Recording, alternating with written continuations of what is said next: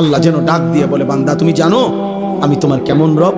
24 ঘন্টা তোমার অজান্তে, তুমি জানো না, বুঝো না, বলো নাই, আমি রব্বুল আলামিন এমন রব 24 ঘন্টা অস্তিত্বের প্রথম সেকেন্ড থেকে নিয়ে শেষ পর্যন্ত জীবনের সকল প্রয়োজন, জীবনের সকল আয়োজন, হৃদয়ের প্রতিটা স্পন্দন, নিঃশ্বাসের প্রতিটা নড়াচড়া, দেহের পুরা অঙ্গ প্রত্যঙ্গের নড়াচড়া আমি আল্লাহ যা ঠিক ঠিক মতো তোমার পৌঁছাচ্ছি, করে দিচ্ছি।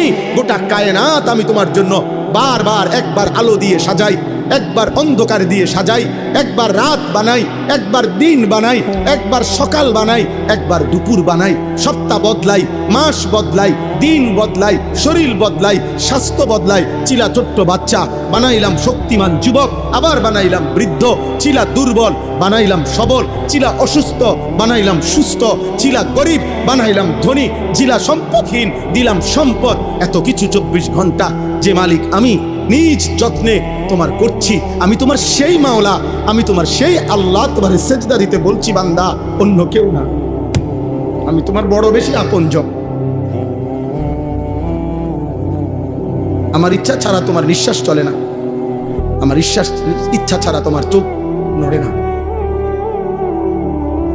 তুমি কেমনে পারলা বান্দা আমার মতো মালিকরে সেজদা না দিতে?